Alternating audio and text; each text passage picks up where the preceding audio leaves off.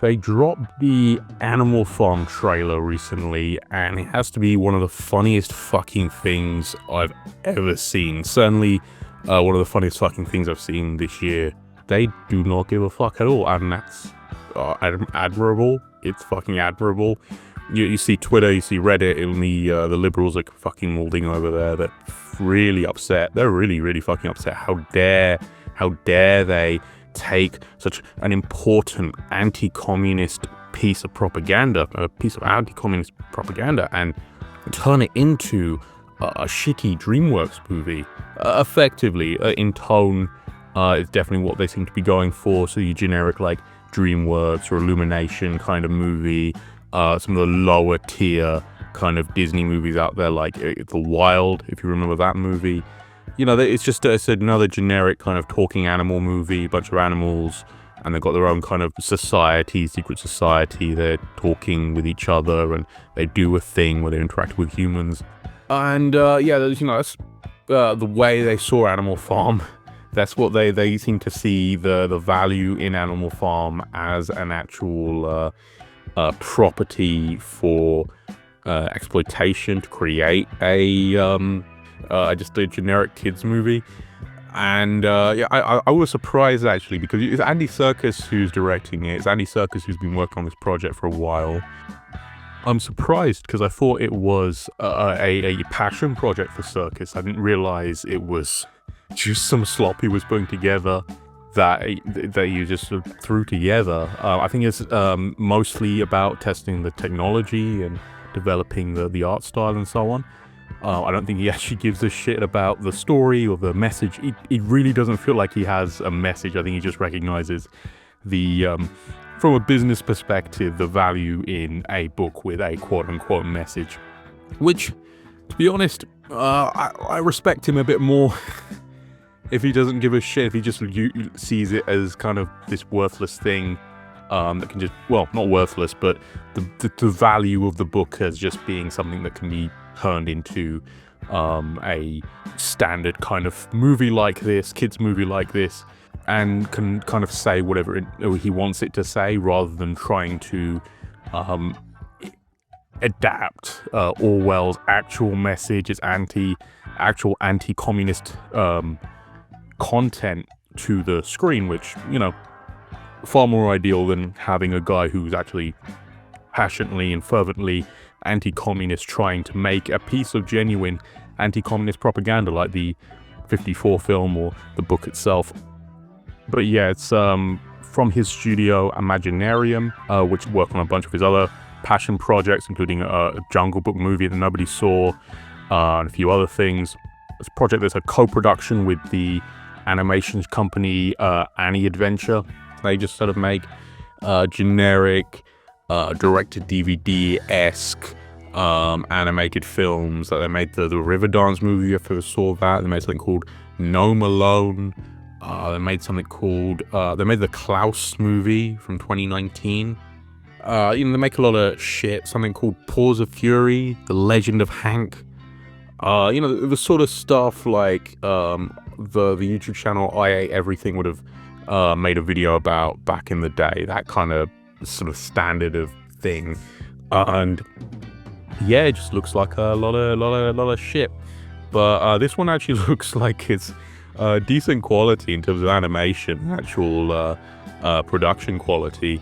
Not the best. It still looks just sort of generic, like a bunch of 3D assets walking around a 3D world. And I think, we've moved on in that regard with CG style animation. And, this just looks like something that would have been released in like the 2010s or something. So nothing too impressive on that front beyond just like, oh, okay, you actually invested some money into this. It actually looks kind of decent and passable. It looks like one of the big studios could have released this. And it's also being released by the actual distributor for this. So Aniventure is the name of the production company, but the distribution company is something called Angel. Angel mostly does Christian films, and they also do the right-wing propaganda movie that's called The Sound of Freedom. That was like a big thing a couple of years back, where it's like the QAnon movie or something was trying to feed into the QAnon conspiracy theories. I never watched it. I couldn't be bothered with that shit. It didn't even look good as a movie, but yeah, there was so a lot of people are upset about that as well. They think, oh no, if it's the Christian company putting it out, it must be like hard right propaganda. And surprisingly, it doesn't look like it, because they've sucked out all the hard right propaganda from the fucking story. Holy shit, like, it is just like a generic kind of kiddie, oh my god, the animals are rising up kind of movie. Like, instead of actually this kind of really pitiful excuse for sort of denigrating the workers' movement in the former Russian Empire and what the working class achieved, what the Soviet Union achieved in liberating the peoples of Russian Empire, of helping to secure their sort of national freedoms, helping to secure their democratic freedoms, their democratic rights. Even if it's not democracy by liberal standards, there is something very important about what they did, and it should be recognized, it should be praised. You know, even if there are these shortcomings and these critiques you want to make about the specific economic policies or the degree to which quote-unquote freedom was achieved, and you know, whatever you mean by freedom, because freedom is just such a nonsense concept now, the way people sort of utilize it. That people want freedom to be shitty human beings, I guess, and you know, just exploit other people, use whatever hate speech they want to use whatever sort of misogynistic language, or do whatever misogynistic shit they want to do. Because the USSR put a stop to a lot of that, and I think that's what people are mostly pissed off about. Or it's like, oh no, you couldn't buy jeans and you couldn't buy consumer electronics as easily as you could in the United States or other capitalist nations. That's a whole other thing. That's a whole fucking like centuries of anti-communist nonsense. And you know, part of that legacy is this book Animal Farm, and people are very, very upset that this movie seems to just be taking a whole massive stinky dump on George Orwell's legacy with that book. Holy shit, you know? And you look at the actual sort of the plot that seems to be insinuated by the trailer. So if you've read the book, you'll know, but in the book, it's like, well, I say it's a book, it's like a tiny little novella, really. It's like, it's not even a novella, it's like a tiny paper thing, it's just kind of worthless. But the original book, it has this guy, this pig that's kind of the stand-in for, what is read as kind of the stand-in for Stalin, but I would say it's more the stand-in for Stalin's camp, versus a pig called Snowball, who sort of reflects the Trotskyist camp that claims lineage from Lenin, claims the sort of responsibility for the revolution, things like that. So you've got these two different pigs that represent these two different positions. So you've got the let's call them the Trotskyist pig and the Stalinist pig, right? And in the book, the Stalinist pig sort of chases the Trotskyist pig out of the farm after they sort of take it over from the human farmers, and they bring about an animal liberation of the farm. They chase out the Trotskyist pig. He then sets about trying to get all the animals to bring about an industrialization of the farm effectively by building a windmill. And the way they sort of present it is a lot of suffering and things like that on the farm.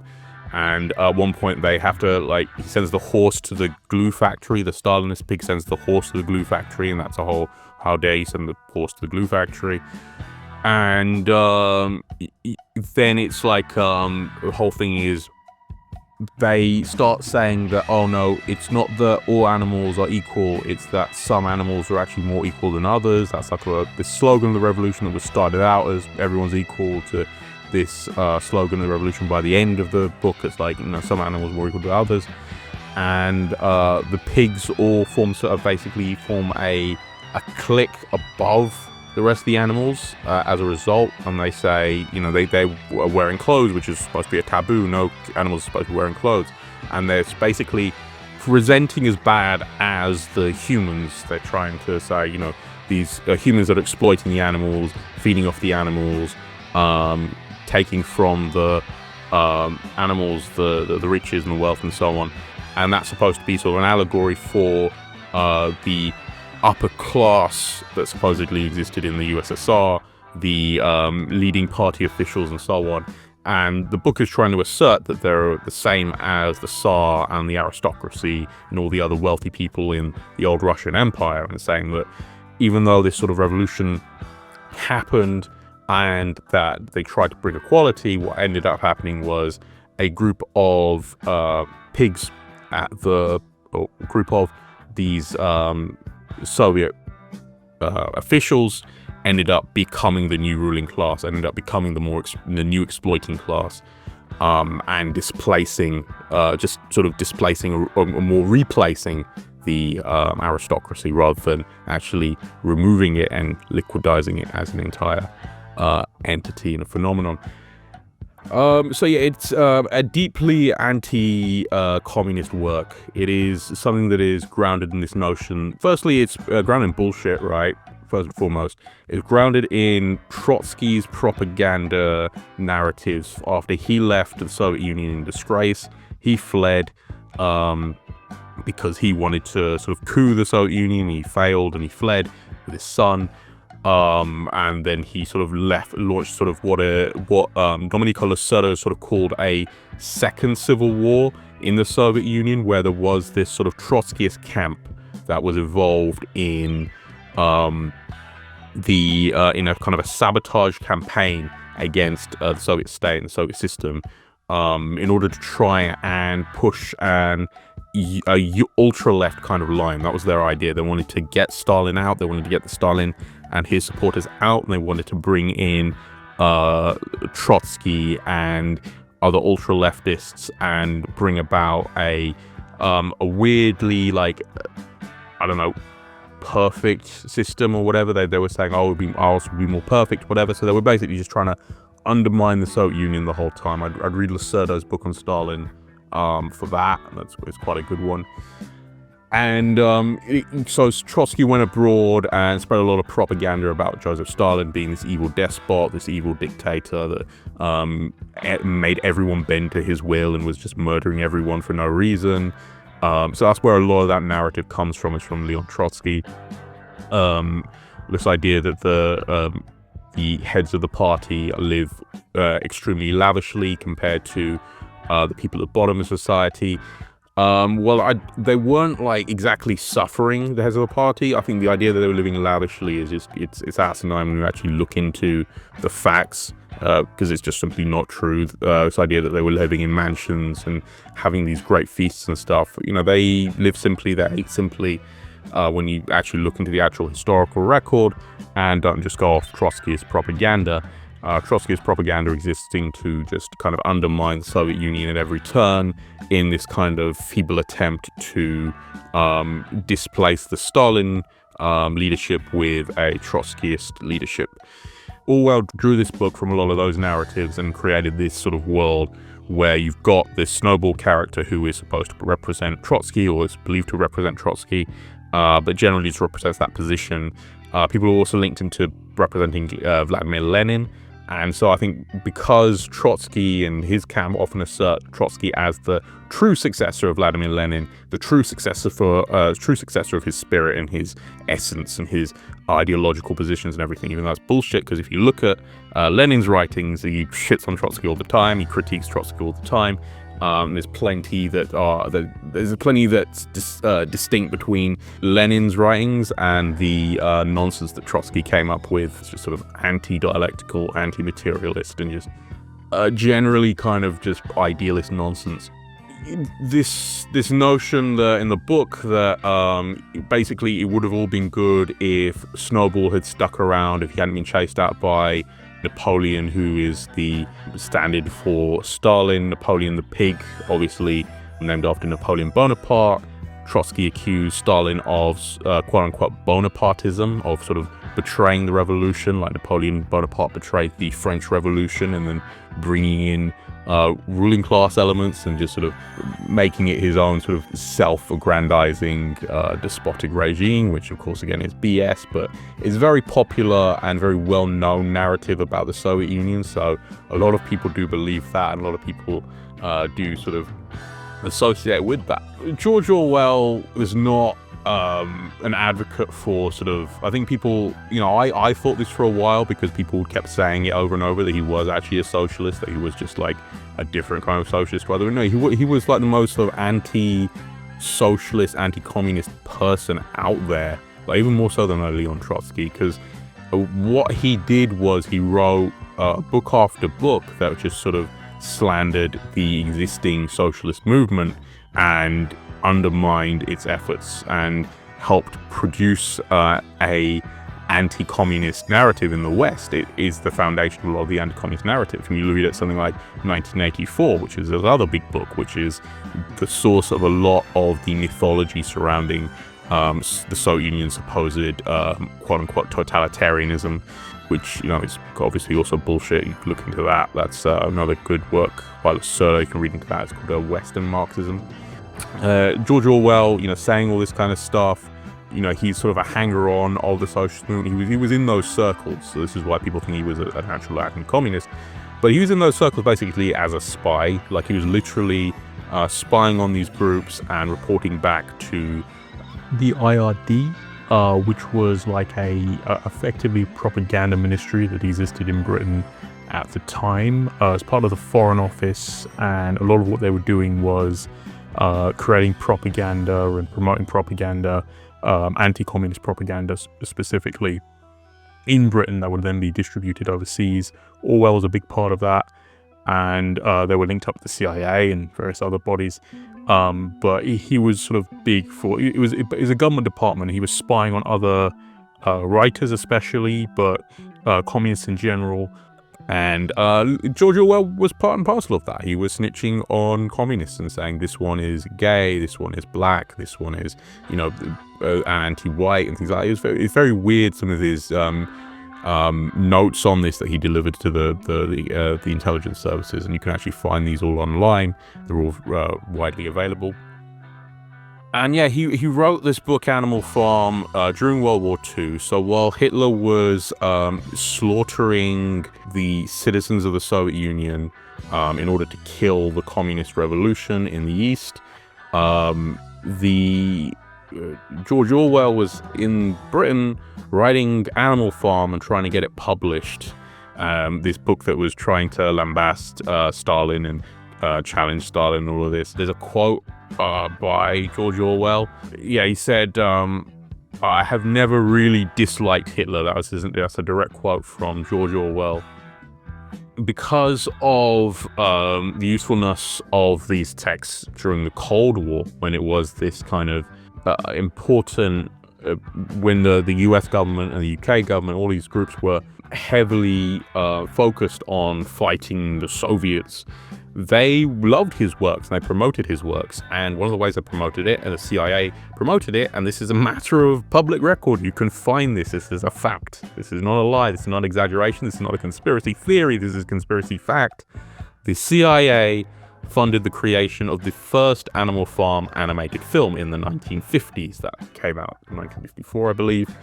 And that's probably the more famous one. If you've ever seen the movie in school, if you've ever seen it anywhere, that's the well-known one. It's quite a good film in terms of just pure animation. The actual story is the same thing. It's a pretty accurate adaptation, a very accurate adaptation of the work.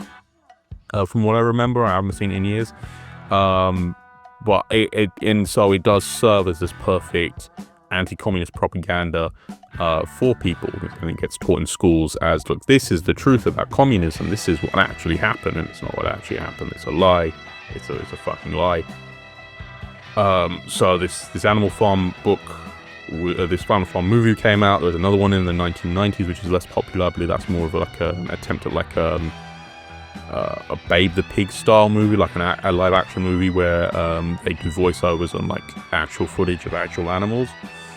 And yeah, so Orwell's nonsense has been sort of been pushed for years and years and years, and people genuinely believe it, including a lot of the book fans, let's call them, online, who think he's some sort of literary genius because he's part of the school canon for what is the best in modern literature. Even though, yes, it is fucking propaganda. And a lot of people that are supposedly leftists read it as this text that isn't anti-communist, though it is very much anti-communist. A lot of it is showing disdain for the workers' movement as a whole. A lot of this book is basically saying, all these people that follow the communist movement, they're all literal sheep. Like, it literally just portrays them as sheep. It shows that it's basically asserting that it inevitably gets turned into what it gets turned into, and that's sort of the assertion of the text. People miss and people willingly ignore, people on the left, because they want it to just be this critique of quote-unquote authoritarianism. And no, it's not a critique of authoritarianism. It's saying that the movement in itself will always be manipulated by smart actors or intelligent actors, and it will be turned into just a new version of what you thought you were escaping from, which is the classic liberal argument against socialism, that it just replicates capitalism. Every critique of socialism is always a critique of capitalism, basically. I mean, the whole thing of like, oh, you said all animals are equal, but now you're saying some animals are more equal than others. And it's like, that's literally just liberalism. That's literally just liberal capitalism. That is just the capitalist system where there is this neo-aristocracy that rose above, even though the whole movement was supposed to be about liberating all of man, all of people. And though, nobody ever believed that. You look at the United States and what it talked about: freedom for all, freedom for all men, and this, that, and the other. The French Revolution, that became taken over by an actual Bonapartist, and Napoleon, the original Bonapartist, is in his name. But the liberals and the moderates and whatever the fucking else we want to call them, these are the groups that have always been what liberals always describe about communists. But the reality with communism is absolutely different, and people have to come to terms with that. And that's why people need to read more like genuine works that critique liberalism and show the truth about socialism, show the truth about the communist movement, because works like Orwell's Animal Farm just deliver everyone back to fascism. Basically, that's what it reinforces ultimately, because if you don't allow yourself to be part of the genuine liberation movement, if you work to undermine the genuine liberation movement, then you are an agent of fascism, because that is what liberalism ultimately degenerates into as a state of affairs, as a economic order. That's the fact. That is what it ultimately turns into. And Orwell was part of an attempt to just break the communist movement in the West. And even people that maybe aren't the biggest fans of Orwell or haven't read Orwell, they know this narrative and they've been taught this narrative. And even if they've decided that leftism is the way to go, they come into left-wing spaces with this kind of mentality in their head, this idea in their head, this the Animal Farm propaganda in their head. But back to the new movie that's releasing next year. I had to try to find a copy, because it did technically release this year at a couple festivals, but they didn't actually, there's no pirated copy or anywhere. I couldn't find anything anywhere, which is a shame. But the film is going to have a wide theatrical release in 2026. And yeah, it looks awful from just a basic filmmaking standard, like generic kiddie direct-to-DVD kind of schlock. But the fact that they are just completely moving away from the Orwell narrative and the Orwell sort of way of doing things, it makes me happy. It makes me really happy, because you're looking at the trailer. First off, the animal uprising on the farm happens not seemingly because of just general mistreatment, which is like the usual mistreatment of animals on a farm. It's happening because the farmer tried to ship them all off to a slaughterhouse, and they broke out of the lorry carrying them to the slaughterhouse and just started taking over the farm. That's seems to be what was presented in the trailer. And then in the trailer, it's a modern setting, so it's a more sort of not modern setting, like a more contemporary setting.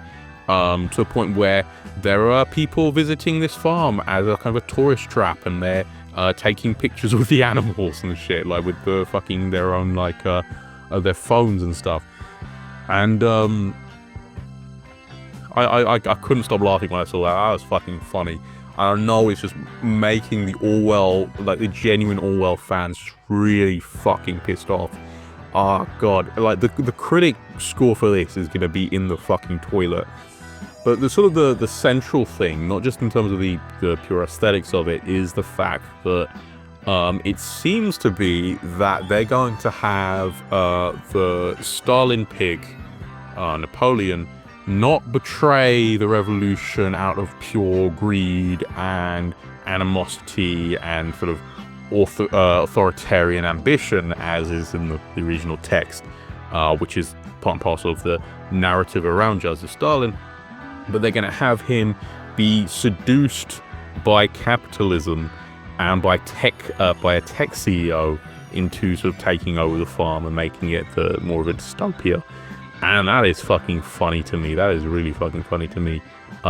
Because literally it is saying that the tech billionaires are the ones that are going to co-opt and reduce any socialist movement. They're the ones that ultimately undermine any communist or socialistic movement, as has happened in many places, as is a concern from many places, that the capitalists in general will work to undermine any liberatory movement, and have many times over the years.